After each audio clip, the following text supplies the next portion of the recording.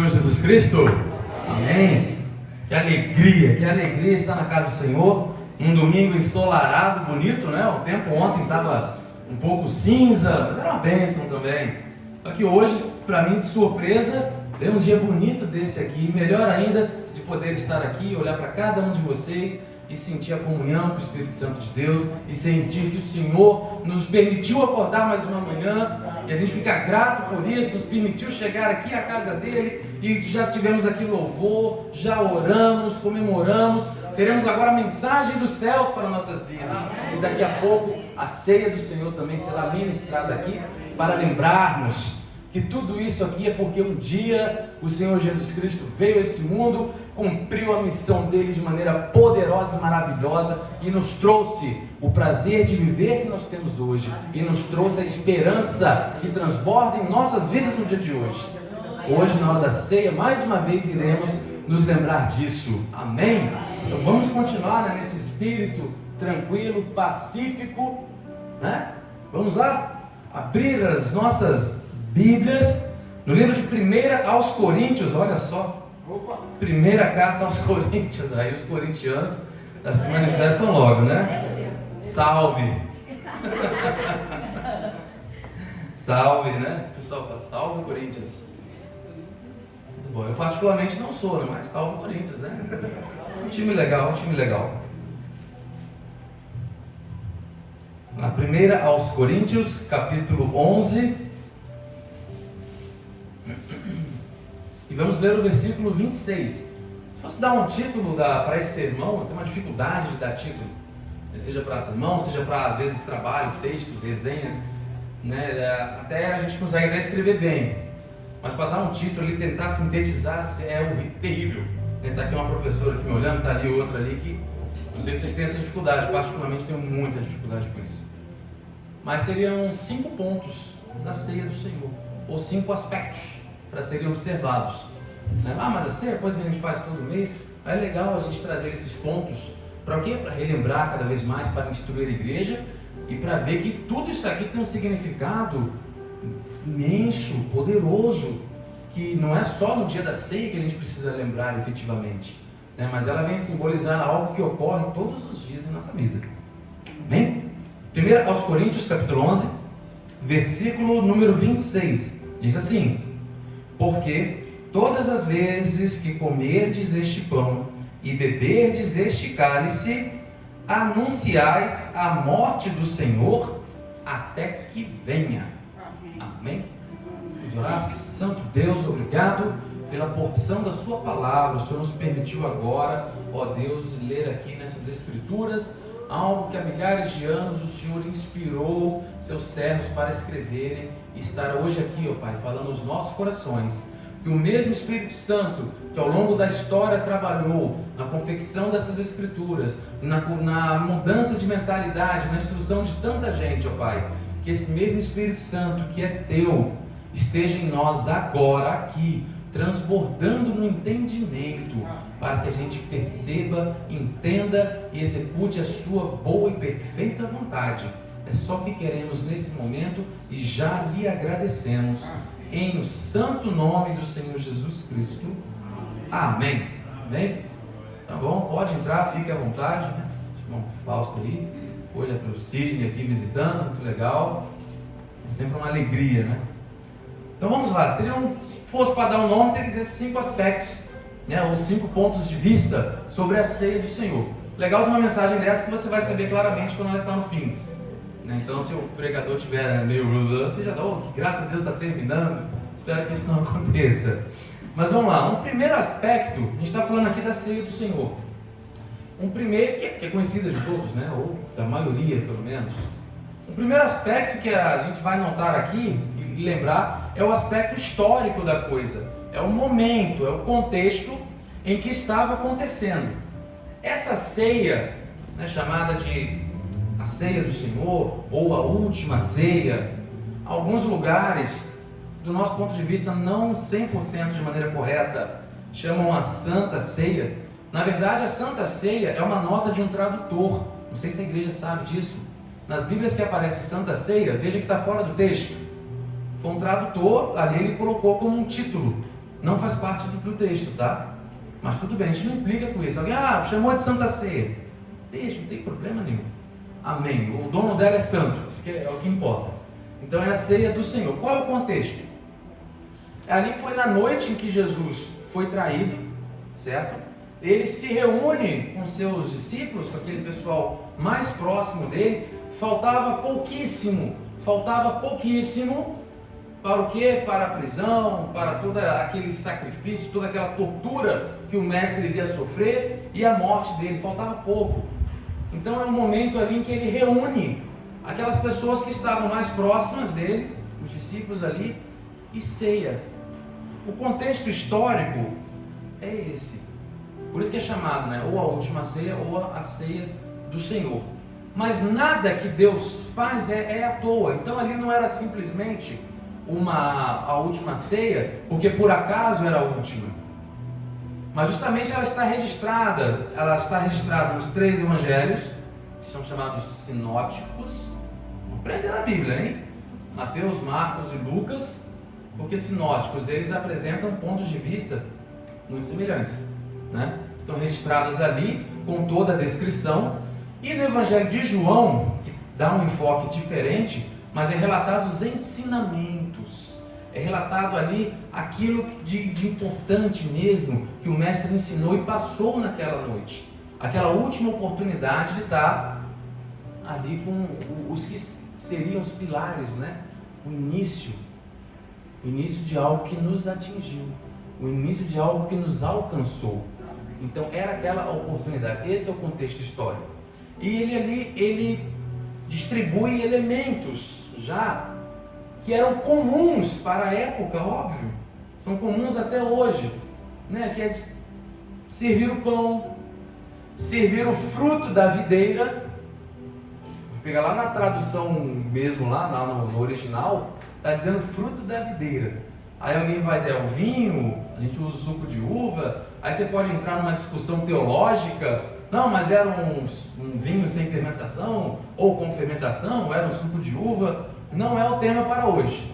Mas lá no original fala o fruto da videira.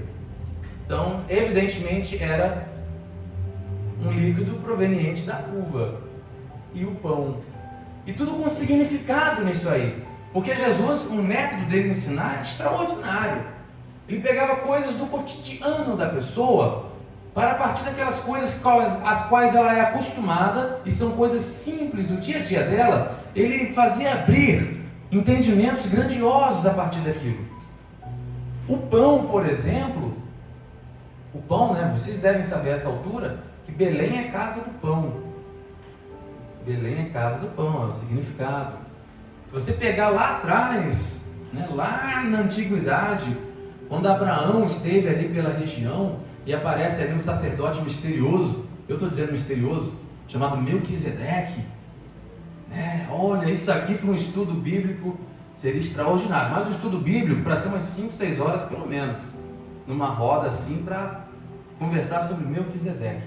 Que Abraão pagou dízimos para Melquisedeque.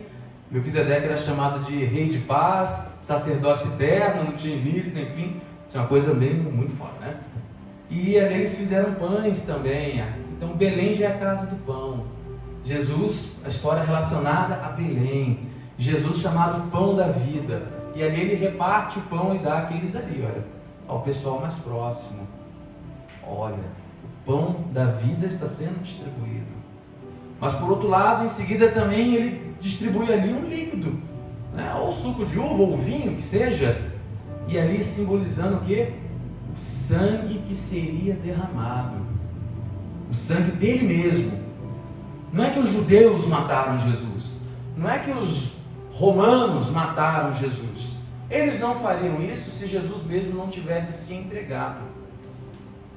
Você lê nas Escrituras, Jesus fala, você vai fazer isso, mas se eu não me entregasse, eu não faria.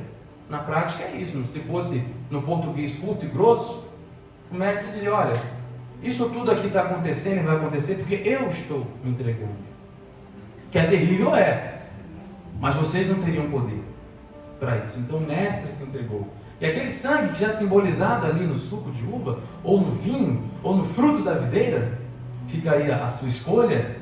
Aquilo ali já vinha significar o sangue que seria vertido por ele. E qual o simbolismo disso? O sangue vertido por ele é o sangue que limpa o pecado da humanidade, para que a humanidade não tenha que pagar com seu sangue pelos pecados cometidos.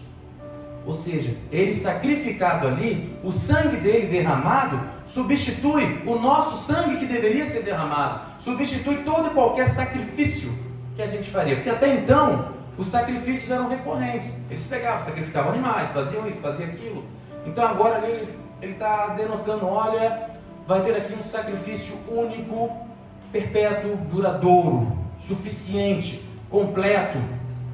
Por isso que na cruz ele fala, está consumado. E daí vem o entendimento para nós. Hoje nós não precisamos sacrificar.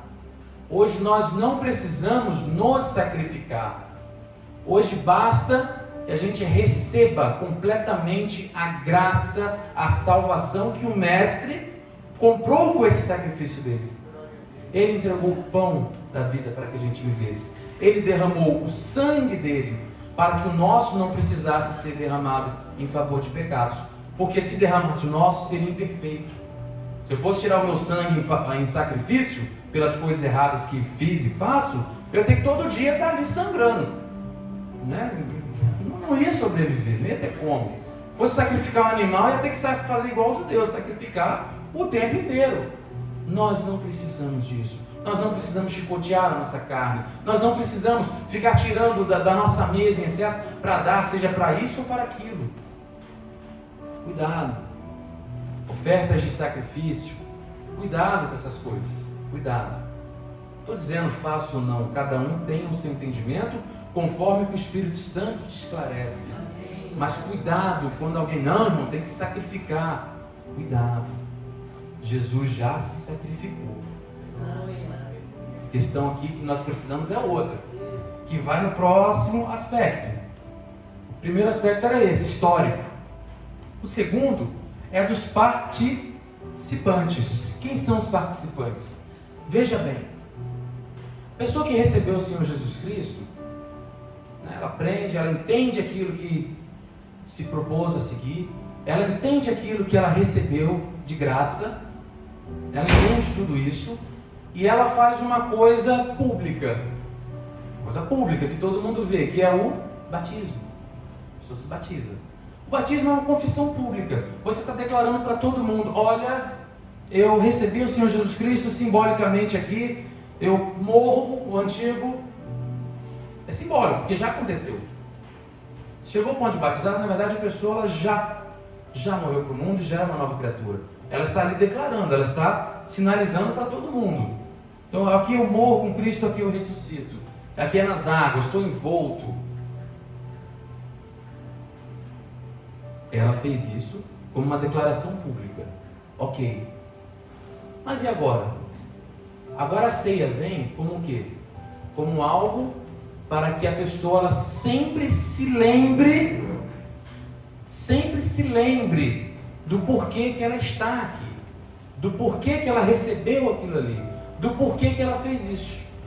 Ela se batizou, ok, se batizou por quê? Porque Jesus veio para me redimir de todos os pecados, Ele morreu por mim, morreu a minha morte, me trouxe o pão da vida, eu acredito nisso, eu vou seguir o Mestre, eu vou entender as Escrituras, eu vou orar, vou falar com Ele, eu vou imitar Jesus Cristo, eu vou me ver melhor, eu vou ajudar o meu próximo, seja ele quem for, eu vou me abster o máximo possível das palavras maledicentes, de brigas, de intrigas, eu não vou mais roubar, eu não vou fofocar, enfim, eu vou tentar ser como o Mestre, ok, ela tomou aquela decisão. E assim ela vem para o quê? Para que todo mês, ainda não é hora de falar todo mês, porque nenhum lugar manda ser todo mês. Mas a ceia, ela vem para que a gente sempre tenha uma oportunidade de se lembrar, por que estamos aqui, afinal de contas? Por que estamos aqui? Por que fazemos parte disso? Então os participantes da ceia são aquelas pessoas que receberam o Senhor Jesus Cristo, confessaram, né? Se batizaram e agora ela sempre se lembra. Agora veja só, quando você participa da ceia do Senhor, você está anunciando, foi o texto que nós lemos, você está anunciando o Senhor Jesus Cristo. Mas como assim anunciando? Veja bem, a cada vez que a gente participa aqui é um anúncio da vida, morte e ressurreição, claro, que é o desdobramento disso, do Senhor Jesus. Mas como assim? Como assim? Esse momento aqui, que a gente vai ter daqui a pouco, ele é segredo? Ele é sigiloso? É secreto? Ele é feito? Não é. É público. É público, né? O pastor Rodrigo até faz bem legal ali, coloca lá, ó, domingo tem ceia. Aí você vê outras igrejas também, costumam dizer, ó, domingo tem ceia. Tem igreja que coloca até na placa, né? Tal domingo do mês tem ceia. Ou seja, não é nada secreto, sigiloso, só para que os ensinem. Não é nada disso. É algo público. Algo para que as pessoas, mesmo aquelas que ainda nem sejam cristãs, sabe? Pode ser alguém que não tem nada com nada, mas por acaso apareceu ali, visitou, ou foi convidado, esteja ali. É para ela, para que elas vejam. Ah, mas por quê? Porque isso aqui anuncia. Porque nesse momento aqui em que a gente lembra, e que a gente entra em oração, em que é falado sobre a vida, morte, ressurreição de Jesus Cristo, isso aqui anuncia a vida dele. A ceia é um momento em que se evangeliza, com um ato, por todo o significado que ela traz. Então mesmo alguém que por acaso, né, não tenha se atentado a nada, ou já ouviu falar de Jesus, ou nem ouviu falar, se um dia chegasse aqui agora, por exemplo, e visse aquilo ali, mas o que é aquilo ali? Ah não, olha, ele está dizendo que aquilo ali é, olha, o pão da vida, vida eterna, oh, aquilo ali é o sangue que lava o pecado, que faz a gente ser uma pessoa nova e tudo, está anunciando. E mais do que isso, no momento da ceia, quando a gente faz a ceia, a gente não fica trazendo à memória aquilo que a gente precisa melhorar, precisa corrigir, porque o tempo inteiro a gente precisa melhorar algo. Então é um momento para que nós possamos refletir sobre a nossa vida e ajudar que a nossa vida no cotidiano ela esteja sempre anunciando a Jesus Cristo. Porque aqui eu vou pensar, poxa, eu tenho que melhorar nessa parte, eu tenho que melhorar naquela área, eu fiz isso aqui, não é bom, isso é normal, isso é o momento para isso. Isso é assim, não, eu vou melhorar nisso aqui, cada vez mais eu vou parecer com Jesus. As pessoas vão olhar para mim, vão olhar para você e vão ver, coisa diferente, olha, esse fulano é diferente, ele é diferente, ele é uma pessoa de Deus mesmo. Você com a sua vida vai estar anunciando a Jesus Cristo. A ceia é um momento a mais para isso, um momento solene para que isso seja feito. Ela anuncia aqui no ato e ela nos permite trazer à memória o porquê que estamos aqui, porquê que chegamos aqui e aquilo que precisamos ainda melhorar como cristãos. Olha só, ceia. Viu como não é apenas tomar o cálice e comer o pão? Não é só isso, tem muita coisa embutida. Então ela não é secreta, ela também não é mágica, como nós sabemos. Não vou tomar a ceia para ser curado. Vou tomar a ceia aqui porque a enxaqueca vai passar. Vou tomar a ceia para ganhar na loteria, na Mega Sena acumulável. Não vai. E eu creio que Jesus cura. Creio, de verdade. Sabe por que eu creio? Porque a Bíblia diz que Ele cura e porque eu tenho experiência pessoal e eu já vi próximo de mim pessoas com experiência de cura. Então, eu tenho que dizer, Jesus cura. Jesus alivia dores. Jesus liberta de opressões. Já vi próximo, creio que muitos aqui já viram. Jesus faz isso, Jesus liberta de opressões. Jesus liberta de contendas e brigas. Jesus liberta de vícios. Jesus liberta, sabe, de às vezes de pessoas que querem o seu mal e ficam atrapalhando a sua vida. Você coloca aos pés dele e clama. Você acha que o pai não atende um filho que pede? Nós somos malvados, nós atendemos nossos filhos. Que dirá o Pai Celestial, o Pai de amor, não faz por nós? Ele faz. Então eu creio sim que Jesus cura. Creio que Ele cura. Mas eu vou te dizer, não é eu tomar isso aqui que vai te curar. É a fé que você tem, colocando aos pés do Senhor a sua necessidade e Ele, na vontade perfeita dEle, de saber o momento de tudo também, Ele te concede, pode conceder agora, pode conceder daqui a pouco, ou pode não conceder. E talvez a gente nem entenda, muitas vezes a gente não quer entender, mas precisamos sempre lembrar que a vontade dEle é perfeita, mas que Ele cura, liberta, né? Aí que eu acho bonito, sabe aquelas igrejas do Evangelho Quadrangular? Eu acho muito legal quando eu passo por elas que eu vejo, né? Que chamam de quadrangular, tem aqueles 4 pontos, né? Jesus salva, cura, batiza no Espírito Santo e voltará. Passa a observar isso. Eu acho muito legal quando eu passo nessas igrejas do Evangelho Quadrangular. Eu falei, olha só, num muro ou numa placa ali, eles estão sintetizando, resumindo, né? Grande parte da teologia. Jesus salva, cura, batiza, voltará. Que maravilha! Que maravilha! E nós cremos nisso tudo. Mas não é essa aí que faz, ela não é mágica. Ela não é mágica. Vamos lá. Um outro ponto. Ele é uma ação física, obviamente. Física o quê? Porque ela acontece. Agora, o que estava acontecendo lá no começo? Nós sabemos.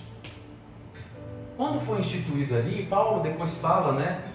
Porque eu vos passo aqui o que do Senhor recebi. Ora, Paulo não participou lá com os 12 e Jesus Cristo. Mas o Senhor, pelo que ele disse aqui, pelo que Paulo relata, aquilo que do Senhor eu recebi, a gente entende que Jesus falou com ele sobre isso. Ele recebeu do Senhor de fazer esse momento solene, né? Só que o pessoal lá já estava meio perdido nas coisas. Eles tinham transformado a ceia do Senhor numa comilança, num banquete mesmo. Particularmente, eu não veria problema se fosse só isso. Mas havia um problema, né? Aquele lá que trazia uma coisa melhor, você, opa, isso aqui é só para os chegados, né? Você trouxe o quê? Picanha? Oh, trouxe contrafilé. Ixi, meu filho ali trouxe... O que é aquilo ali? Não dá nem para saber o que aquele cara trouxe. Não, deixa eles para lá. O pessoal estava fazendo isso. Aqueles que tinham mais condições traziam itens melhores para comer, para consumir, formavam ali seus grupinhos. E uma coisa que o Senhor instituiu para trazer alegria para a igreja, para anunciar o Evangelho, para ajudar as pessoas a lembrar e querer se corrigir melhor, estava virando algo de divisão. Por isso, se você pega o contexto aí de Coríntios, ele fala, vocês se reúnem, é para pior, não é para melhor. Lê o contexto aí, não sei se é o 17 ou 18, ele fala, vocês estão se reunindo é para pior. Entendeu? Vocês estão fazendo divisões, não é nada disso que é para fazer. Vamos fazer assim então. Vamos simplificar as coisas. Quer fazer a comilança aí? Nada contra.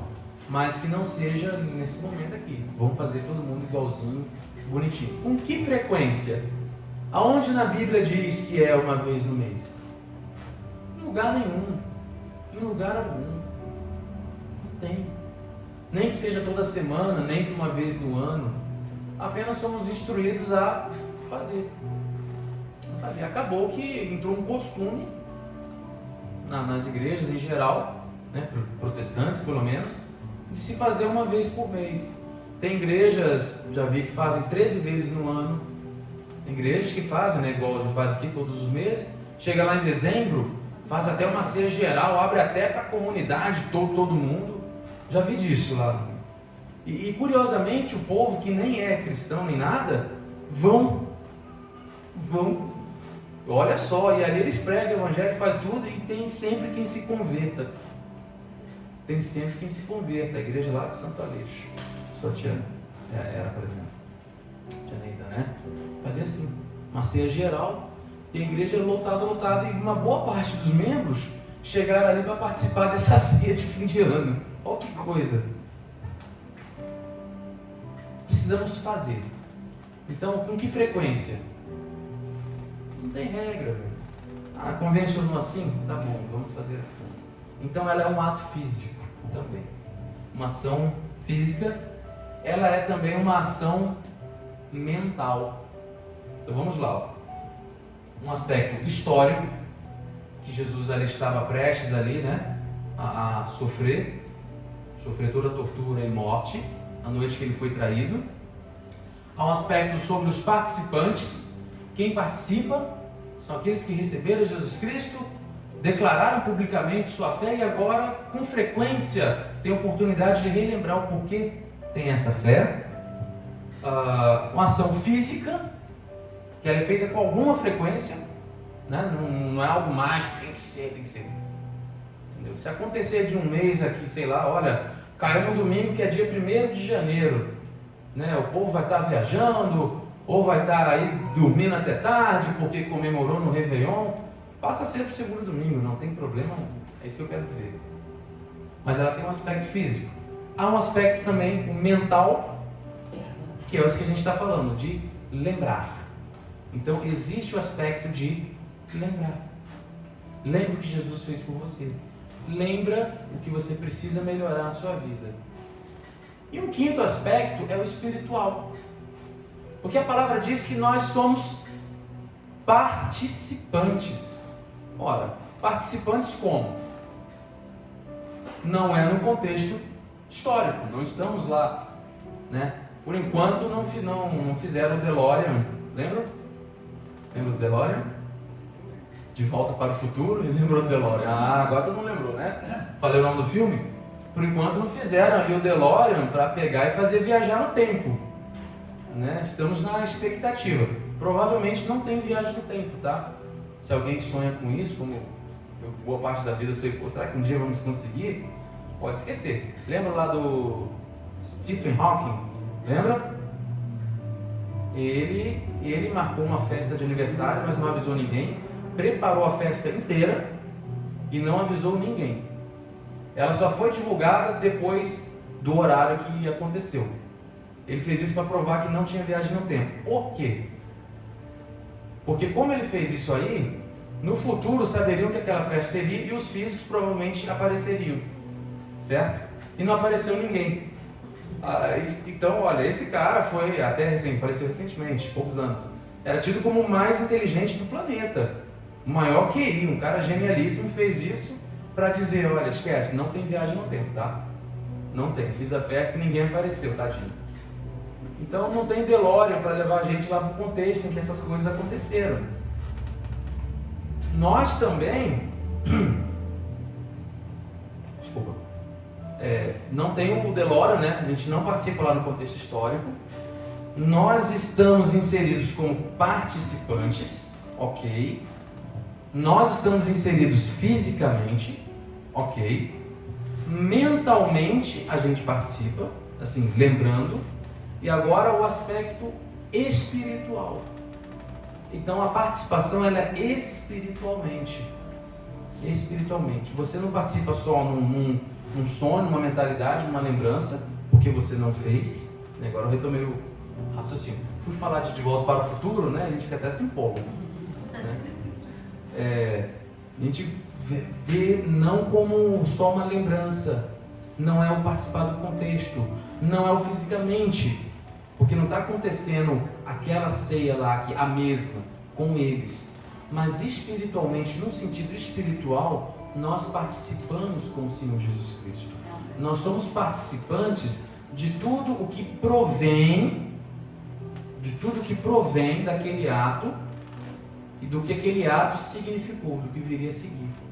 Ou seja, ao participar da ceia do Senhor, nós participamos de tudo o que o Mestre conseguiu com a obra dele. Essa é a nossa participação. Espiritualmente. Por quê? Porque nesse mundo nunca será pleno aqui. Mas no sentido espiritual, nós já temos todo o resultado conseguido por Jesus Cristo naqueles atos ali. Então esse é o principal aspecto para nós. Ao participar, ao tomar parte da ceia, você lembra do contexto histórico.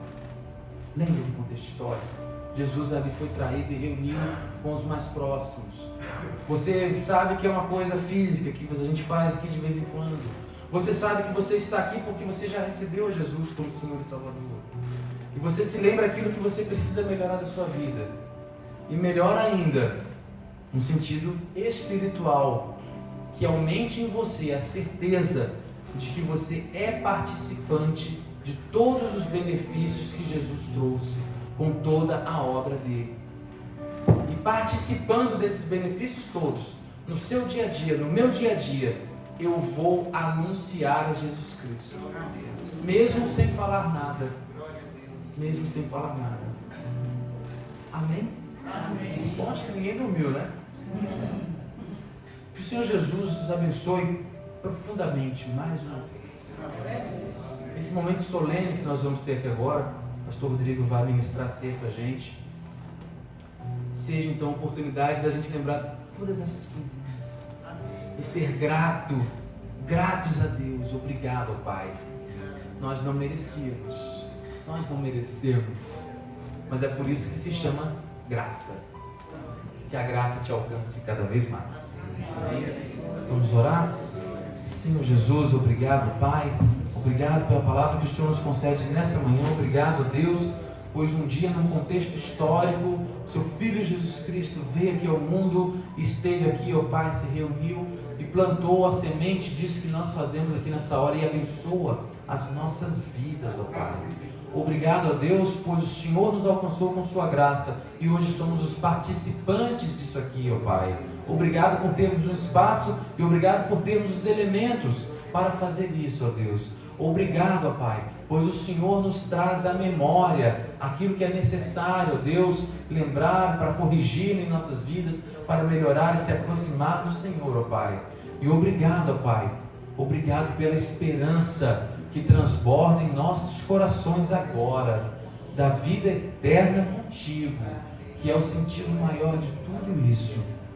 Desde já lhe agradecemos e clamamos ao Senhor as mais ricas, poderosas bênçãos sobre toda a sua igreja aqui, ó Pai, e todos os seus familiares também sejam alcançados por isso, em nome do Senhor Jesus. Amém. Graças a Deus.